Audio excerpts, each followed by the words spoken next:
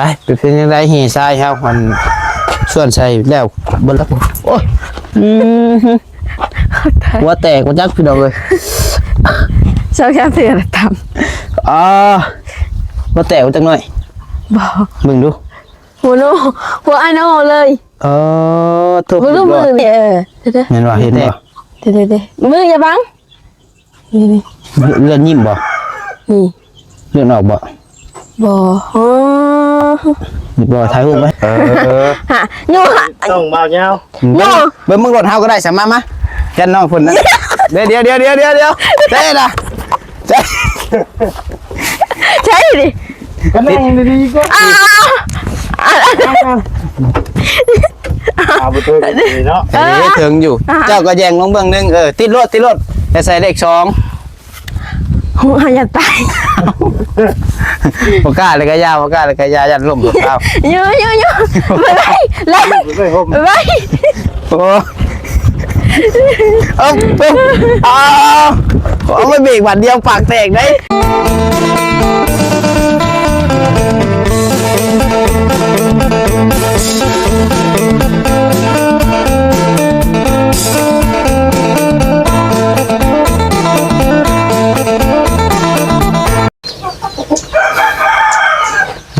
มาพี่น้องมาทางน้องน้อยเห็ดยังได้บ้านนี้เนาะเห็ดยังกันนะเฮ้ยเสกอุปกรณ์นี่นะที่เตรียมไว้เช็คอุปกรณ์เตรียมเสียวออกบ่โดยเช็คเบื้องเล็กเบื้องลาที่เอ้าจะว่ามีคนมาหลักไปหรือเปล่าจักเสร็จไหนดีไหมพี่มานับตัวพี่นี่มานับของพี่ตัวนั้นเพิ่นมัดอันนั้นไว้ตอนเพิ่นซื้อมาให้จื้ออยู่บ่ซื้อมาจากเส้น3 4 5 6 7 8 9 10 11 12 13 14 15 16นั่นจะ21 7 8 9 20น่ะ20หอ21เนาะน่ะยาน1บ่จัก2 3 4 5ไปดีได้6 7 8 9 10 11นานบ่แม่นแล้วฮะคนละอันแล้วคนละอันว่าเป็นนับกับคืนเนี่ยทำไมอันนี้ดิ2 3 4 5 6 7 8 9 10 11 12 13 14 15 16เด็กหน่อย16เลยเล็กใหญ่20จับมือเลยฮะจับมือจับยังมือจับหนาลูกจับหนาบ่ยังตีหนาตัวนะบ่มีเอาเอาอีลีได้อยากบ่ยังคือดำๆอ่ะขี้มูกบ่เอาอีลีได้ยังนี่บนแก้มนะนี่บ่นี่ไม่ใช่นี่มือนะเสร็จนี่นี่ดีโอ้ยน้อยคือน้อยอันนี้เนาะตัวไอ้ลูกหนากับลูกมันจะว่าตัวลูกมันจับมือหมูแน่เป็นไดแล้วก็เล็กเส้นเล็กอันลวดน้ำเนาะโดยมัดนึงเอาปูนดิ10 สอบปูน70 สอบนี่ครบคือเก่าเนาะโดยโอเคเช็คอุปกรณ์หน่อยเก้าสิแก้วมือได้นี่มืออื่นบ่สิเริ่มคนเนาะโดยมืออื่นทันบ่ยันสู้เรามืออื่นพอสั่งมามืออื่นเนาะทันอยู่ตัดซามืออื่นตัดซาเริ่มแก่ออกเลยเนาะโดยแก่เริ่มคนเนาะทันนี่ดอกเบิดมือโดยเอามือนี่เราก็สิมาแล้วก็มีแต่ขุดคุ้มแล้วก็ปูนนั่นแหละเทกับแห่ทรายขนาดกับมือนี่ถ้ามีเวลาก็พากันคนแห่คนยังออกก็ได้ขนาดจะมาเด้อเตรียมไว้ไปเป็นยังไงแห่ทรายครับมันส่วนใส่แล้วบนแล้วโอ้ยหัวแตกหัวจักพี่น้องเลยชอบแค่เสือทหัวแตกหัวจักหน่อยบอกมึงดูหัวโนหัวไอโนเลยถูกมือนี่เด้อแตกหัวจักจับรถเป็นยังป้าจนเลิกฮะจนเลิกจับไปเพิ่นเมืองตีรถนะป้าจับกงเดี๋ยวจับเธอเรียบร้อยพี่น้องจับดินี่เห็นว่าเห็นบ่เดี๋ยวมืออย่าบังนี่เลือดยิ้มบ่นี่เลือดออกบ่บ่ เรียบร้อยถ่ายรูปไว้ให้แน่ฮะ ให้ฮู้บ่ แคปไว้ในเจ็บเลย จะพาฮะ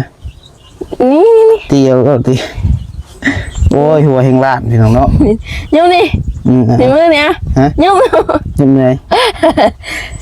ใช่นี่ ใช่ โอ้ยนี่ยกในมือนี่ยินถักว่าโอ้นี่จำนี่ เอาใช่ ยินดีวะ เด้อโอ้เนาะ ช่วงใหม่พี่เบิ่งเราเห็นขักอยู่บ่ เห็นคักเลยซัดเลยมึงเข้ามาได้ถ่ายขึ้นมาได้ งานมันนั่นแหละเพื่อนบ่ได้ยิ้มบ่เพื่อนบ่ได้ออกบ่ เอามานั่งดิ อ๋อคือแตกไปหน่อย ดี โอ้ย เช้าครับถือเลย มื้อวานนี่อีก เบลกระถือ ว่านนอนในอู่นี่ก็ปุ๊กบ่ดอกเอ้ยมื้อนี้เขาเหลี่ยมเลยปอติดเป็นห้อยสมองเสื่อมแบบบาดนี่ตัวสื่อหยังสื่อ จือบ่ได้อยู่ที่บัดใครโทรมาเพิ่นก็ สื่อ โอ้เจ็บหัวดิ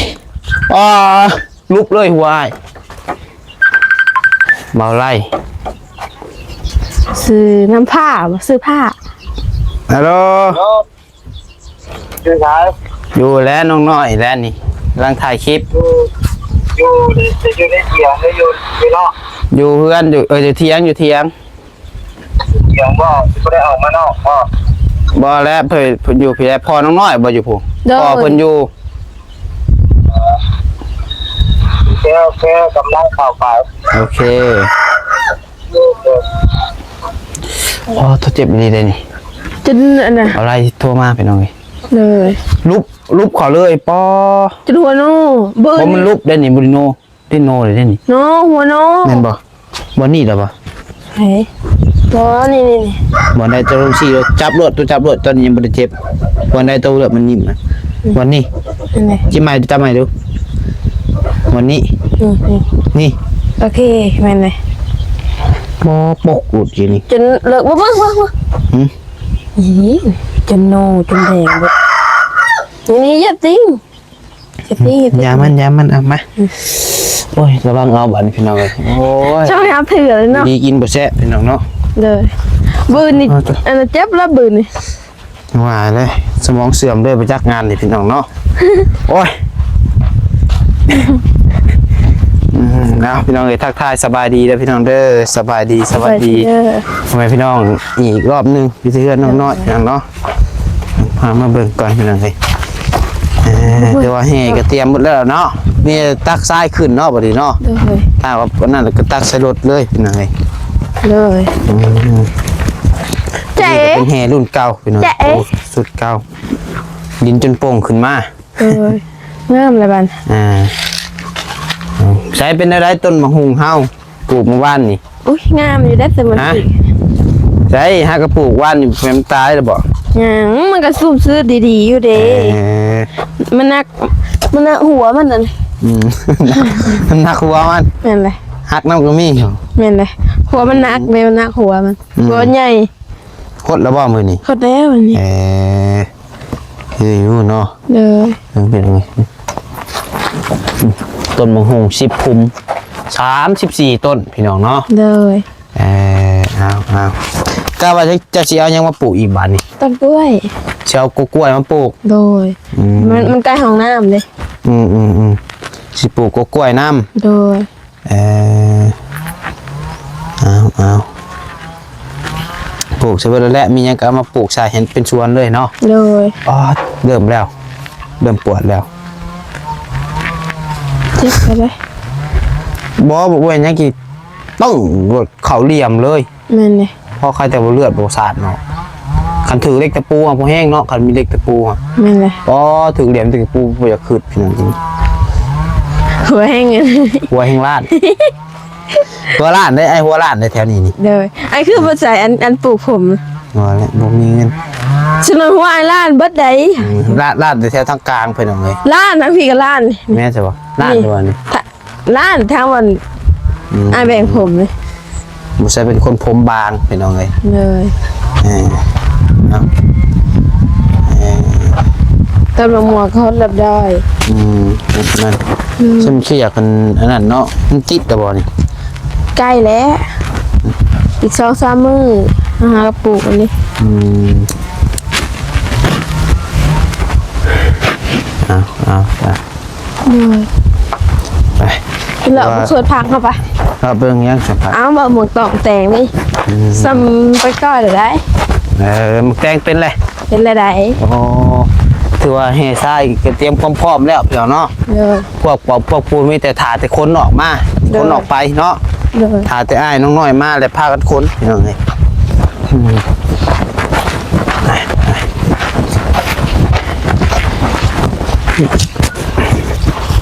อันนี่โมเมนต์ยังได้นี่พี่น้องโมเมนต์ออกคุดยังมันได้ หมูดุด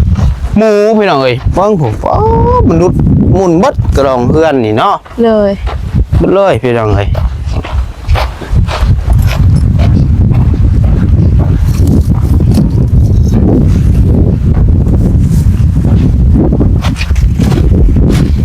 หมกผีกระดกหรอกไก่สิดก โอ้ขักเลยนี่เลือดแปลงเนาะ เลย โอ้เหนื่อยพอดีแบบพอดีกัดเลยเพชรอยู่บ่นี่ บ่ บ่ได้เพชรบ่หมูผิกตัวนี้ ถ้ากินกับเบาบี้บ่ได้เผ็ดไป โหพี่น้องเอ้ยหน่วยแบบพอดีกัดกับอันหมากตัวนี้เน่ากินกับเพอกับขักเลยนี่เนาะ เลย กินกับเพอกับหยังนี่กับขักเลยนี่กับเพอกับเลือดแปลงกับขัก พอดีเนาะพอดีงามเลย พอดีกัด ว่า ตัวนี้หดอยู่ว่าม่วงไปขึ้นชิยังบ่มัน หมดแล้วตอน หดแล้วบ่ แล้วมันฉายได้มันก็เดิมเพลงแท้ เสียงเลยเนาะ พักอะไรกันนะเสียดายแต่บ่มีอันน่ะพวกกินมันเริ่มสีดอกแล้ว มืออื่นมือฮื้อนี่ยกเพื่อนย่อเพื่อนกันนี่แหละนี่ โดย ยังขาดพักยังบัดนี้สมมุติกล้าว่าสิเฮ็ดยังไงสร้างกินให้คนกิน เป็ดแล้วก็ตำมะฮุง ที่มีเป็ดบ่ตัวกะ ไปซื้อเอา สิไปซื้อเป็ดมาเฮ็ด โดย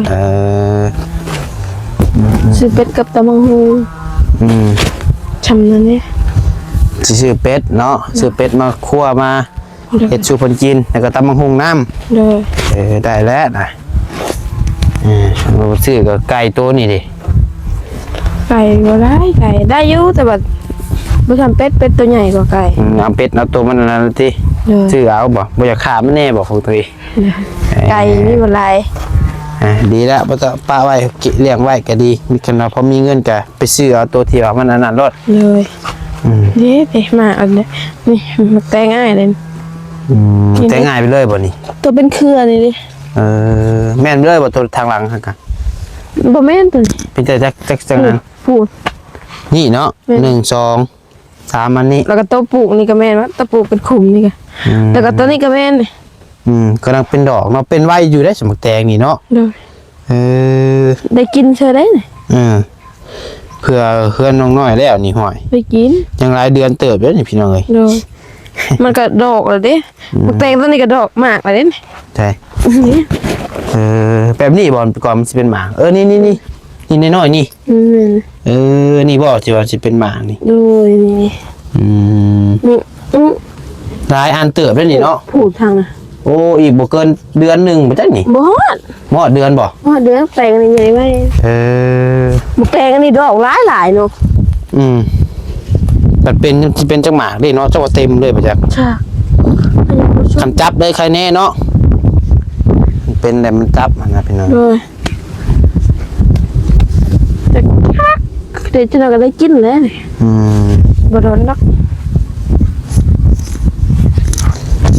เอา เฮ้ย เนี่ยผักบัวกับตัวไรเทียมมันตัวนี้นี่บ่เป็นเลยเนาะ ถ้าปลูกผักบัวตอนนั้นบ่เป็น บ่เป็นเลยพี่น้องเอ้ย แล้วก็ มันแต่ไปแล้วเฮาหานตัวไรมันนั่นเลยตัวนี้ก็เห็ดเป็นอีกส่วนหนึ่งเลยเห็ดเป็นส่วนนั่นน่ะเลย โดย เพราะว่าผักนี่เป็นละจ้อยกับเบิดเอ็นเฮากินนี่เนาะ โดย ก็ยังมีปลูกผักอีกบ่ ปลูกอันนี้ฮะปลูกผักบัวนี่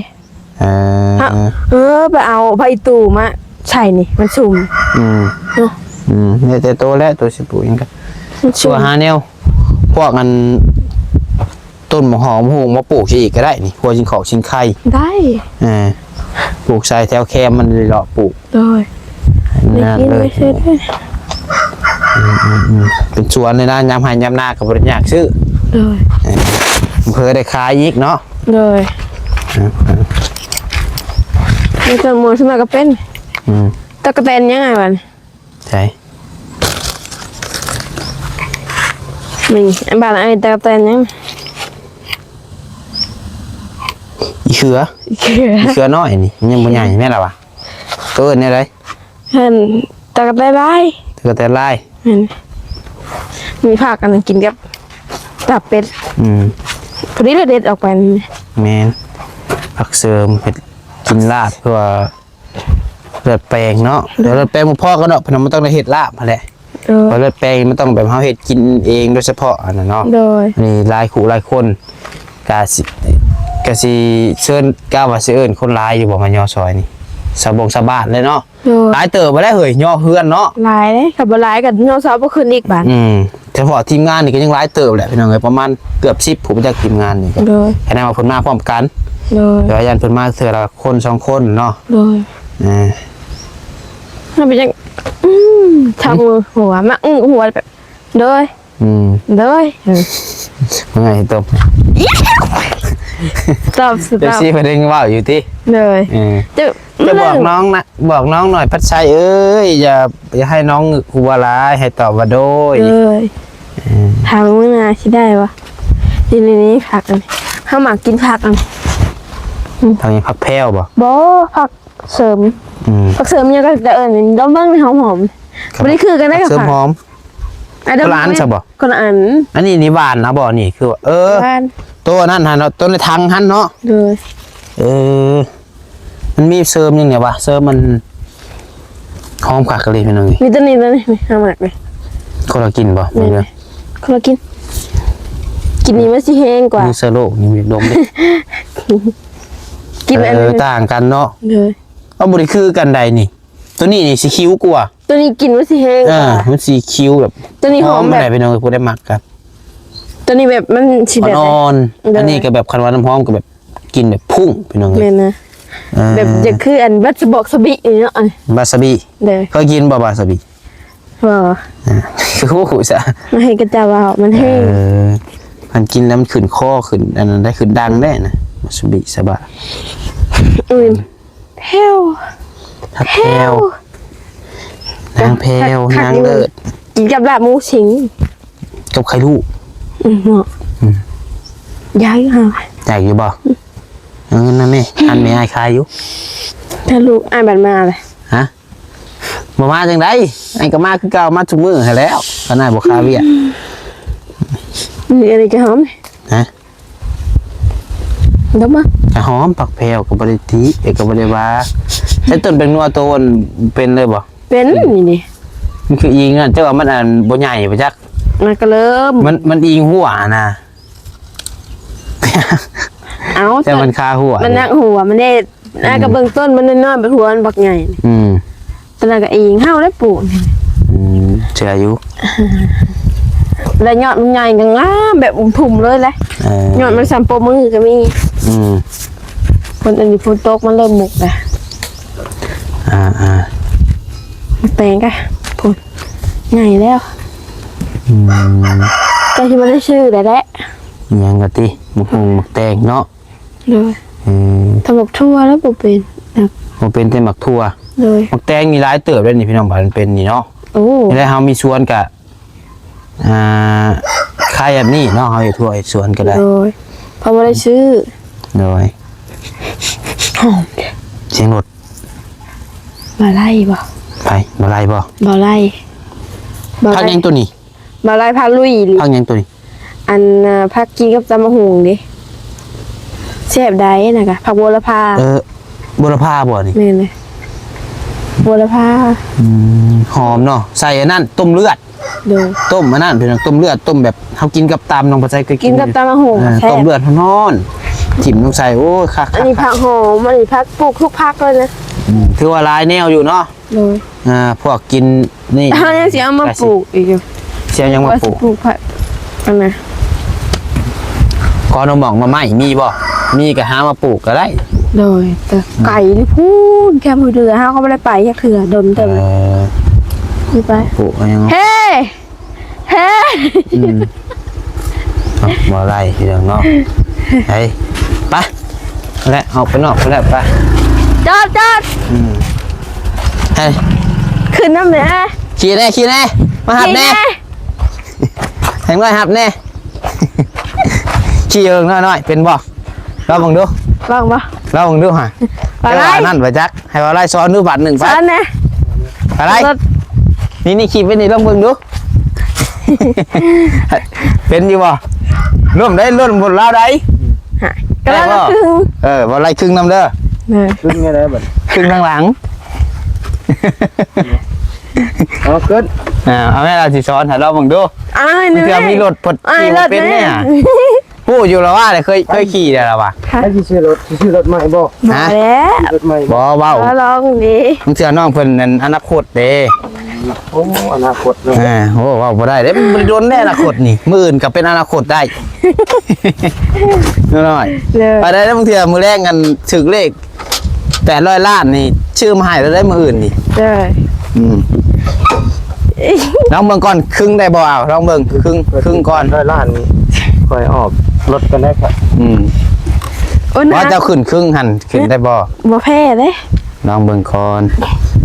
นี่โอ้ยสบายดีอ่ะถึงบ่ขาเกิดบกชุ่มๆนึงวะบ่ถึงปึ๊บ เอ้ยชงน้ำขาด ได้บ่ถึงบ่ เคยขี่บ่ บ่เคยขี่ก่อน เคยครับ แต่ว่าเคยขับ เคยบ่ครับ เคยครับ เปล่าบ่เคย เสร็จเคยอยู่ขับรถบาตูน ขึ้นเลยไหม เอาขึ้นยังไงก็ครับแล้ว บ่แพ้เลย โอ้ยอยากขี่รถเตะยังย่านอยู่พี่น้องเนาะยังบ่เก่ง ยู่จ้ะ ถามว่ารถมีดิเกียร์ให้ก็โยกเอาครับน่าสิโยกให้ ขึ้นทางหลังบ่ได้บ่ขาจะบ่ถึงบ่ ขาบ่เทิง ฮะยู่ฮะ ต้องเบาเงา เบิ่งมึงรถเฮาก็ได้สมายันน้องพุ่นนะเดี๋ยวเด้ล่ะเด้ ใช่ดิ ก็นั่งดีๆก็ขาบ่เทิงนี่เนาะ ถึงอยู่เจ้าก็แยงลงเบื้องนึงติดรถจะใส่เลข2 หัวอย่าตาย บ่กล้าเลยก็ยาวบ่กล้าเลยก็ยายันล่มรถเฮา ยู่ไปเลย ไปห่ม ไป โอ้ปึ๊บเอาไม่เบรกบัดเดียวปากแตกได้ จัดเราแห้งกันไข่อยู่เราจุ่มหัวไข่อยู่ได้ฮะ ยู่ลองถ่าย จนเราได้ข่อยเลยมันไปให้เราสุกรถมีน้ำมันอยู่ พ่อเป็นแต่พ่อเมื่อยแล้ว โอ้ยเนาะเอาพี่น้องเลยได้จังเฮียนได้จังขี่ เด้อ อันให้กล้าคนนี้ก่อน เด้อ เอาหาก็ออกมาแต่บ้านบ่ แม่น เป็นจังใดมามือใดซะ ลงมาวัน โอ้ เป็นไข่ขึ้นไปก็เป็นไข่บ่ได้ทายการทายงานเด้อ ไข่แตก ไข่แตก ตัวไปชักยาไข่บ่นะไข่อีกเลย ไอที่แรกนะไอไปซักยาต้านเชื้อมันเจ็บไข่มาเลยแบบนี้ ขอโทษแต่ว่าคนไข่ลายเลย แน่นครับมันอากาศมันเปลี่ยนเด้หนาวอ่ะเนาะมาเช้าซ้ำมือมาหมดหนาวลม หนาววันนี้เนาะ ฮะ คือจังว่าหนาววัน แมนลมเมื่อคืนนี่ก็ป๊อดจุดสั่นเมื่อคืน ป นี่ กติช่วงนี้หนาฮ้อนนะ แมนฮ้อนจะเพิ่งว่าวจอยมันสิฮ้อนมาอีกอยู่ยากอีกคลิปก็ถ่ายที่บ่ได้ แต่ว่าฮ้อนกันลำบากอีกนะ ฮ้อนก็ลำบากเฮานี่แฮงลำบากเลยแหละโทรศัพท์ถ่ายคลิปนี่จักหายจากห้องพี่น้องเอ้ย ไปท่ายังก็ขี้ข้านนะ แมน อ้าวดิกันฮ้อนกัน เอาเขาลงมามีไผแน่สลงมาวันนี่ หลายคนอยู่ลงมาบ้านเบาเสียงเบาบุญเบาเงาลุงหนวดแล้วก็ค่อย เราคือเห็นอัน ลุงหน่วยเพิ่งตอดปะ เนี่ย จนชอบแล้วจนเวอร์ เพิ่งตอดคือว่าบ่แม่นอันบ่แม่นพิษกับมันบ่เพิ่งเคยหลาบ่ บ่ บ่ได้พิษกันละว่า ผิดกับบ่เพิ่ง เออนั่นน่ะพิษกับบ่เพิ่งยันว่าอันสัตว์ป่ากัน โอ้เพิ่งดีแล้วเพิ่งเราขี่รถไปหาน้องเจดีย์อะเด้ ห้องรถไอ้พ่วงคันสีแดงจอดเลย โดย มันมาเป็นพูงเลย อืม มันบินเข่าหมวกกันน็อกเพิ่นไปแล้ว โอ้โหนั่นเนาะ แมน ยันว่าอันมันตอดอยู่ห้างมันบินมา บ่ ว่ายังไงมันใหญ่ห้างบ่ จังหวะข่อยก็บ่ได้อยู่ในเหตุการณ์เพิ่นไปก็บ่ยาว เออ จนเวอร์เรา แมน กินข้าวเพราะอย่างเงี้ยกินข้าว เอา ไปแต่ว่า ซะ มัน เนาะ โยบไว้ อืมโดยคือว่าลงมาหลายคนเติบเนาะ แม่น อืมขึ้นอีกบ่บัดนี้ จังหวะเบิ่งกัน ขึ้นจังมื้อ3บ่ฮอดบ่3 ขึ้ มื้ น อ ไปชามมือก็บ่ได้ถ่ายงานเด้ เออ มีไข่ เอาสู้ๆเนาะ ยังเช่าจับเจือก่อน ใครล่ะบ่ ไข่ได้แล้ว เออ มาไข่ก็คือบ่ไข่แล้วตกแรงมาแบบไข่ขึ้นนี่ เจ้าว่าอันมีอยู่น้ำเมียจักมาอยู่น้ำเมียหน่อยเนาะเจ้าว่าเช่าไข่เช่านั่นไปจักขาดความอบอุ่นไปจัก หนาวหนาว หนาว ไม่ได้กอดเมียไปจักต้องว่าง่ายกับเติมพลังมาเติมพลังเติมความมันเติมเต็มก่อน เติมเต็มแล้วก็จังไปสู่เวียกสู่งานเอาพี่น้องเจาะเพิ่นไปซะตำลาก่อนพี่น้องเจ็บหัวแห้งแล้วตอนนี้หัวโน่พี่น้อง เป็นได้เลย สำคัญ คือกระมักกิน ตัวจะรอด โป๊กหมดเขาเหลี่ยมเลยว่าป้อนโนขึ้นอะไรเป็นน้องเลยไปเจอเดี๋ยวจังหวะกันใหม่เนาะสบายดีเด้อโดยไปพี่น้องเนาะสำหรับคลิปนี้ตำลาแล้วอยู่ดีมีแห้งบัดสุขุสุคนหน่อยว่าจะเคียนขับรถแต่ว่ายิ่งญาติเพียงเลยรถไล่กับรถใหม่เนี่ยแล้วพูดแล้วบัดกล้าก่อนจังเฮียนเนาะเดี๋ยวจะซ้อนเป็นยังไงไปเดี๋ยวจังหวะกันใหม่อยู่ดีมีแห้งบัดสุขุสุคนในเพียงเด้อผิดพลาดประการใดก็ขอโทษกับภายในเวลาสำหรับคลิปนี้เขากล่าวคำว่าสบายดี